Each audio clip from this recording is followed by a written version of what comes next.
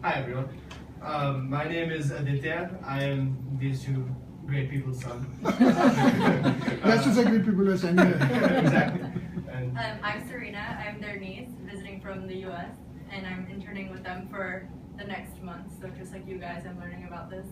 yeah, same. We're both learning about this from scratch, so we're literally at the exact same place that all of you are coming into like investing in general. Which is why it makes sense for us to be giving this presentation because we just learned it, so it makes sense to apply it right now. So Squirrel Consulting is their company. The two people involved, Kavita Hari and Vivek Hari. You all know Kavita Hari, I'm sure, through her brother, yeah, and Vivek Hari. So you want to introduce her? So Kavita she was a banker for 27 years. She's the mother of private banking in India, head of ING Private Bank, and she was the CEO of ING Mutual Fund. Also, she was listed in 2004 as one of the 25 most influential women in India. And my dad, Vivek Hari, trained as a CA, did his CA, and it was mainly a tech person. Founded the first CD-based tax resource. Started the LPO sector in India, so like what you guys do for medical, he did for legal stuff, and that was the first one of its kind, like Site.com. But he's always been like a tech guy in general. That's teaching me coding and everything. That's all from him. But yeah, so that's who they are, and they're the ones who run the company. So, important thing about them, when they started off, they were young, older than I am. I'm 20 right now, so they probably started when they were about 25. Started their working careers. Young, middle income, employed, entrepreneurial. The important thing over here is that there was no silver spoon. There was no inheritance. Neither of them had insanely rich families that they had a good khandan to build off of. No, that's not where they started off from, and that's important to just keep in mind initially. What they did, they spent. Important. Everyone is going to spend. It's very easy to spend. I can tell you that personally for sure. Very easy to spend as a 20-year-old. Save, which is more important. As you're earning, it's important to save, and that is saving is one part. And the third thing that is the most important is investing. Saving what you do and what you can invest, but also investing what you can alongside saving. So that is also critical. Other things they did. So just like everybody does, they made mistakes, which happens. But then they learned from these mistakes, which is very important. And finally, they made sensible choices, which is obviously the most critical part in investing. Yeah. So, the most important part, and this I don't know if they can help you with, but they got lucky. And that kind of, I think that's from the movie Titanic, where he like carries his own gun around and he says, I make my own luck. That's what it is. If you do these things, you will be making your own luck. If you invest and you have that money there, luck happens because when you have that money, it's easier to be lucky, I think. It works really like that. So, my dad was trained as a CA, so this makes sense for him to talk about and classify like this. So, assets and liabilities. Where we are right now, mid-20s, maybe early 30s, we have a lot of assets for us. Long earnings timeline, retirement ages are increasing, you'll be working till you're 65, maybe even longer by then, who knows. So, long earnings timeline. Usually earning well, and you have a lot of room to increase the amount that you are earning right now. You're starting off your career at 25, that salary will increase as you keep working. Investment opportunities abound. There are a lot of places to invest just in general. Property, gold, mutual funds, shares, everything. There's so many things you can put your money into, and there's a lot of ways that those investments can make you money as well. Often you have a very good support system from your family, you're living at home, you don't have to worry about the household expenses, your parents are taking care of that or that kind of thing, so it's easy to do that. Your money is literally yours to do with what you want to. So that's important, you have a good support system at home. You also have a better health or just in general lifespan. 3 generations ago, if you lived till you were 65 or 70, you were old. Today my grandmom is 92. So she's definitely lived a lot longer than someone in the past generation would have, right? And so that's possible. So she, as a 92-year-old right now, has been not working for longer than she did work.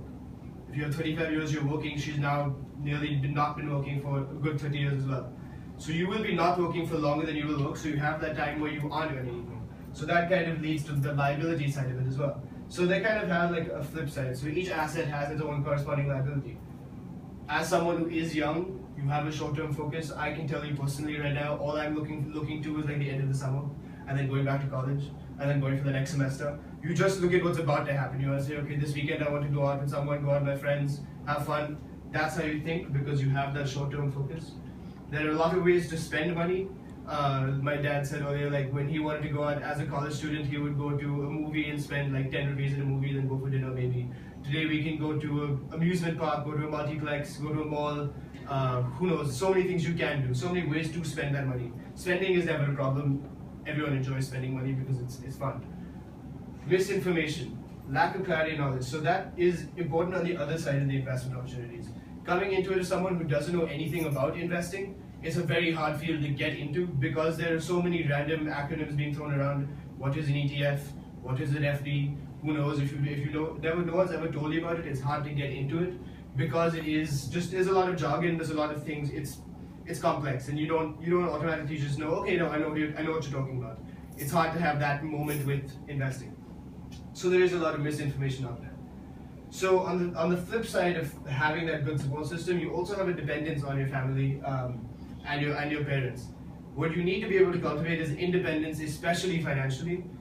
If you can be completely independent from your family, say one day your parents aren't around anymore, you need to be able to know how to take care of your own household and have the money to do that so that you can both take care of your household and grow it.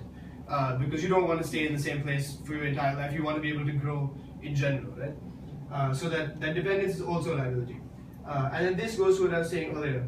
You will have a longer retired life, meaning you have more of a need to save. Because you won't be earning for those 30 odd years after you retire, you need to have enough money to be able to continue the same kind of life that you want to lead, even when you're not earning. So you need to have that base to build off of and to be comfortable in general. Okay, so let's talk about basketball, which has actually a lot to do with investing. These are two facts. One, NBA players, which is the National Basketball Association in America, they have the highest average earnings in global sports, and that's more than IPL players, which I'm sure you know earn a lot. And this is just the average. This isn't like Virat Kohli. Virat Kohli earns more. The guy who sits on the bench is earning 30 crores a year. So it's a lot of money in a year. Yeah. So the important thing from these two facts is the third fact. That 60% of them go broke within 5 years of retirement because they blow it all. They have so much money that they don't save it properly, they don't invest it, and it's gone within 5 years. Exactly. Just having a high income doesn't mean that you're going to be fine for the rest of your life. These guys are earning 30 crores a year, and in 5 years they're broke because you don't know how to invest the money, you don't know how to use it correctly, which is why that's happening. I mean, you hope Virat won't be broke in 5 years, but still, it happens because he doesn't know what to do. So that's important. That's why you need to be able to manage that money, even if, regardless of what fraction of 30 crores you're at, you will be better off than those 60% of NBA players if you start investing, and that's the point. So, common mistakes that a lot of people make, just kind of going over that, myopia, short-sightedness. How many of you guys can identify with that statement? I have plenty of time to save, let me spend a bit now, I'm young, it's okay. I can promise you myself I've had that statement so many times. Plenty of time to save, why start now? It happens, right? Short-sightedness. In the same vein, focus on the short term. PF, I'm only going to get it after 25 years. What's the point of investing now? 25 years is a long time. I want to profit in 3 months, 3 days, 3 years. Short term, right? We were actually talking to my driver about this in the car as well. He started investing with my parents, and he's investing about 1,000 rupees a month-ish, maybe 1,500 rupees a month. And then he's saying how now where it is, and he's saying, okay, so if you just keep it there for another till maybe 35 years totally. He's like, but 35 years, I don't want to wait for 35 years to get an investment. I want my money now. I was like, no. In 35 years, you see the level where it will be, and you'll be glad you didn't take it out today. So that focus on the short term is kind of it happens in the way we think as young people, but that is a very serious mistake. And we'll show you a graph of this exponential trend. Yeah. So next thing, focus on the tax man. Everyone hates paying taxes. It takes away from your money. TDS will start as well. That's the worst. That's all. everyone thinks, okay, I have to invest so that I don't pay taxes, which doesn't really make sense because the only investments that you can make that will make sure you don't pay taxes are investments that you won't make any money on. Those aren't high yield investments. It's better to pay that tax and get that much more money rather than save that tax and only get this money. Makes no sense to do that. It makes more sense to actually pay that tax and get more money in general. So don't be scared of the tax man. Let the government have a little bit of your money, you get more. So it's a good thing. Loss aversion. Last 3 days the stock market crashed. It was like 28,000 3 days ago, today it's at 26,000. You're going to say, okay, no, the stock market is gone, I have to sell immediately. Why do this? I'm going to make loss in 3 days. What's the point of being in the stock market? My parents are saying when they started their company 4 years ago, the stock market was at 16,000. Today, even after the crash, it's at 26,000. In 4 years, it's gone up, it's nearly doubled. In 4 years. Regardless of if there was a crash yesterday and it still doubled in 4 years. The stock market will always go up. Either way, whatever you're doing today, if it crashes, tomorrow it continues crashing, it will go up in 10 years, regardless of what happens today. It's just a trend, it happens. Seeing, oh no, I'm gonna lose right now, you stop investing, just to lose that, just to not have that loss today, means you aren't going to be able to have that gain in 20 years. So just being averse to loss is not a good thing. Another mistake that a lot of people make is information recency, which is basically basing your decisions on the most recent information or knowledge that you have. So for example, if you keep reading about how property prices are soaring, then you want to buy some land, but you shouldn't base it off of the last thing that you learned. You should have as much information as possible. There's also information availability. If your dad's friend is an LIC agent and you plan on buying this insurance policy to get a huge payoff, that's not really how it works. You have to get information from reliable sources and credible sources. Just because you get easy information doesn't mean it's the best information for you. Just because your dad's friend is an LIC agent doesn't mean you should buy that LIC policy, because it's not going to do anything for you until you're 103, and who knows if you're going to be 103. You know? So make sure you have the right information when you are investing and not the easy information. And then finally, inertia, which is basically procrastination. So if you have something that you need to do, you can always tell yourself, I'll do it tomorrow, I'll do it later. Basically postponing your priorities. Yeah. So just go there again. Myopia, focus on the short term, focus on the tax man, loss aversion, information recency, information availability, and inertia. Those are the mistakes every single person makes when they start off investing. And that's what we hope you won't make, and that's why we're here. So little thought experiment. How much you're investing, how much it will get you, and if you start tomorrow, where you will be by the end of your working career when you retire when you're 65. So in 35 years, say, right? So say just a couple, you go out with significant other, go for a movie, 600 rupees on tickets, 400 rupees for dinner at a restaurant. Basically, you spend 1,000 rupees in that night. You can see this happening, so it's an average night. 1,000 rupees in just that night, right? Say you want to go out and you want to buy a new outfit. 1,000 rupees per outfit, you're buying a shirt, you're buying pants, whatever. It's easy enough to spend 1,000 rupees on an outfit in one day. So say instead of buying this one outfit in a month, or instead of going for you go for one less movie in a month, take that 1,000 rupees and start investing it. What will that 1,000 rupees do for you? If say you were to invest that 1,000 rupees and you got a 10% return on that every year, just 10%. So on 1,000 you get 100 rupees at the end of the year, right? And every year you invested just that 1,000 rupees. Same flat rate, 1,000 rupees every single year. Per month. Per month. Every month, take out 1,000, invest that, right? This is what your portfolio would look like at the end of 35 years. Can anyone give me this calculation? Does anyone know what this is? The purposely knows you know commas in that number. Count the zeros.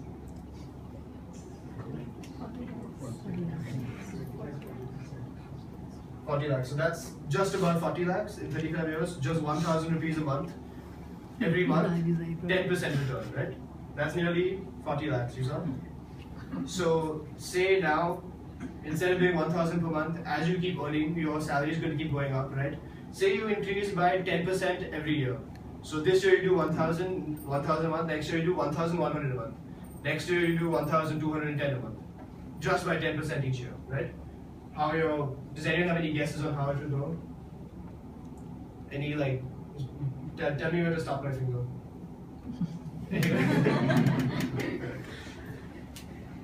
Anyway, so 10% each year.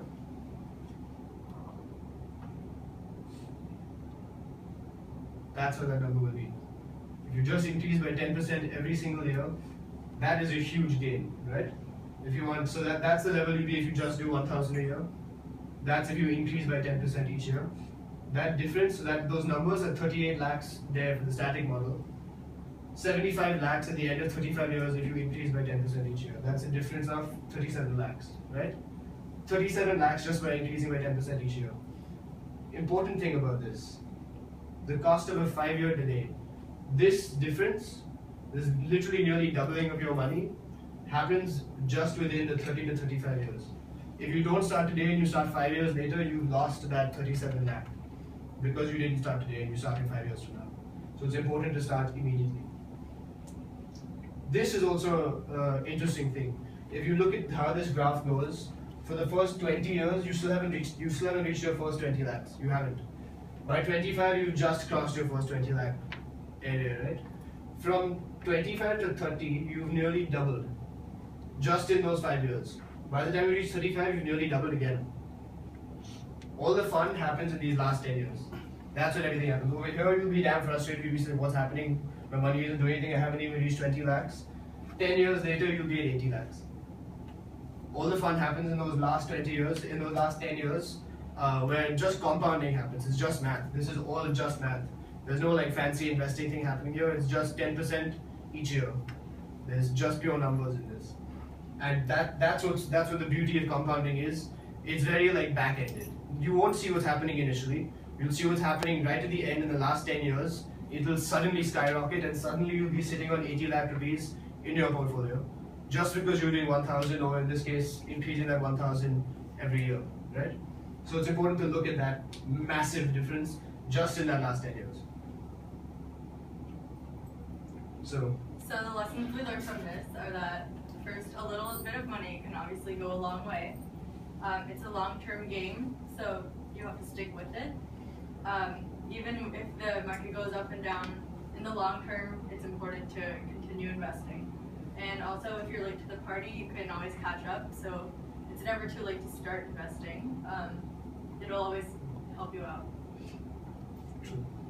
So the 3 stages of investing: start early, don't stop, start tomorrow, and don't stop in 5 years just to think, okay, now I have enough money. Keep going. There's always more money to earn. Don't stop. Second thing, focus on capital growth and not income. What your investments should be doing are not giving you income right now. You don't want that to be giving you income right now. You have your salary, you can live off that. What your investment is doing is building your capital so that in 35 years when you're not working anymore, you have that large base to sit on. You have that capital that you have. So you're focusing on just building that pot of money, not having to live off of it. So that's not what you should be doing. Stage 3, and this we'll talk about in a bit as well. Reallocate for income, but don't neglect growth. Say once you're 65 and you stopped earning, you retired, that doesn't mean you have to stop earning.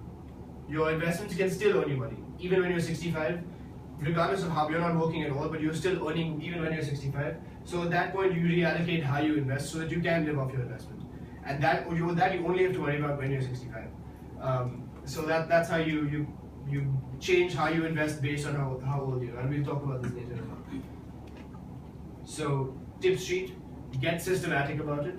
Every single month, off your salary, put 1,000 away straight. It's you don't even think about it, you get on the train every morning, just invest every month. Immediately put it away. Literally no thought, take away all the emotion from it, it goes immediately. Once you get systematic about it, it gets easier to stay the course because it literally becomes like a habit. It's the same thing as making your chai in the morning, you just do it every month, literally just do it. And once you manage to stay the course, you've seen how the numbers can snowball. This one.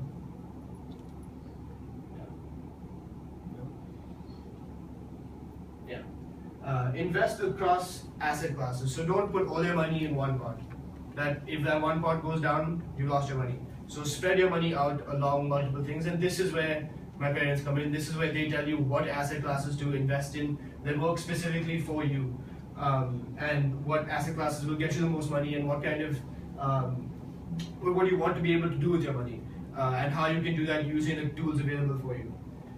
Use insurance to cover risk and not seek returns. Take the most basic definition of insurance. If something bad happens, the people you need to be taken care of should be taken care of. Correct? That's what insurance should do. So what you should be doing with insurance is not trying to get income from your insurance. What your insurance should do is, if say tomorrow there's an accident and your family has to fend for itself, they should get that money for them. Not based on how the market is doing that day. Regardless of how the market, if it crashes today, either way they should get that money. Regardless of how it is, because they need it, right? That's what that insurance is there for. It's literally to insure against something bad happening to you. So that's what you use insurance for, to cover that risk, not to earn money off of it. Don't try and earn money off of it. And the last thing is exploit personal ups and downs. Say you get a bonus this year, or you get a raise this year, or something like that. Don't spend all of it. Spend some of it, sure, it's your money, you should spend some of it. But some of it, put away immediately. If you have extra money lying around, put it away in an investment, let it earn money for you. Let it do the work for you instead of just sitting in your bank account and just being there, instead of spending it on one more outfit or one more movie. Put it away and let it earn for you, let it do the work. So exploit those personal ups and downs. Like in case you have a personal down, one day you're in between jobs, you have some health expense comes up or something, then you can use that money and it's been earning for you. So you have more money you can use to exploit that, to take care of that personal down because of a personal up you had earlier that has been increasing all the time, all the while. So exploit those personal ups and downs. So the steps to smart investing. Obviously, first you have to start. Second one, which goes along with it, is don't stop, which is also a very simple step. It's important to set goals so that you have like somewhere to achieve. Like if you have like, you want to save for like your child's education, 20 years down the line, your child is being born tomorrow, and in 18 years you have to go to college, right? You know that you have to save for college, and you know how much money you need at that point. So you know exactly what you want your money to do in 18 years, so you can structure how you invest, so that in 18 years you'll be able to afford that. Or you want to buy a car in 10 years. You know you want to buy a car in 10 years, even 5 years. Structure your investments so that in 5 years you have enough money to buy that car. So you have that goal in mind. So that the second you have that goal, it gets easier to achieve that goal. Because if you don't know what you want, you'll never get what you want. You need to know what you want in the first place. And then you need to match your savings to your earnings. This is... So, yeah. So basically, keep your savings proportionate to your earnings. Your income will increase over time if you get a raise or promotion, whatever. So keep it proportionate to what you invest. So yeah, as your income goes up, your standard of living will definitely go up, but that doesn't mean all your extra income goes into spending. Your extra income should also go into saving and should also go into investing. When you get that bonus, don't spend all of it, invest it. So your savings should match your earnings in a general proportion. Manage asset allocation. So this is one of those like rules of thumb that my parents will tell you about as well. Say you're 35 years old right now. The way you should be investing is, so just broadly, like the two ways you can invest are like risky and non-risky. So you'll have your risky is equity, your non-risky is debt, say, right? So today you're 35, you have a long time to earn still. So you can take a little bit more risk because you have that much more time you can. So you're 35, put 35% in safe investments that you know will do well, you know you'll earn some amount of money out, and put 65% in equity in some high risk stuff so that you can get higher rewards from it. When you're 65, it flips. When you're 65, you don't want to take risks. You know what the kind of life you want to lead, you know what you need at that point. You don't need to take any risks at that point. 65% of your money should be going into debt and you make sure it's earning you that amount of money. You can still take some risk. Like we said earlier, that doesn't mean you have to stop earning even when you're 65. Your investments will still earn you money. That's what that 35% of equity will do. Because that equity will continue to earn you money while you still have a good basis to build off of. That 65% in debt will still be there. And also, you don't have to, like, you do it with your age, so you can like increase it every 5 years, 10 years, whatever you want. So just keep that. Yeah. So when you're 35, the ratio is 35 in non-risky, 65 in risky. When you're 40, it's 60 in non-risky, 40 in non-risky, 60 in risky, and that changes as you get older, right? Use insurance smartly. Like we said earlier, don't use it to earn money. Use it to literally insure against something bad happening. And finally, be a squirrel. The reason it is squirrel is like you know the animal squirrel, right? So the legend is how they take all their nuts and they save it away for the winter. So literally that is what you should be doing with your money. That's how you invest, by squirreling away your money and putting it away, and you know it'll do well for you. Contact information is right here for the two of them. And yeah, so if you have any questions, they are going to be doing like a question answer session right after this with everyone.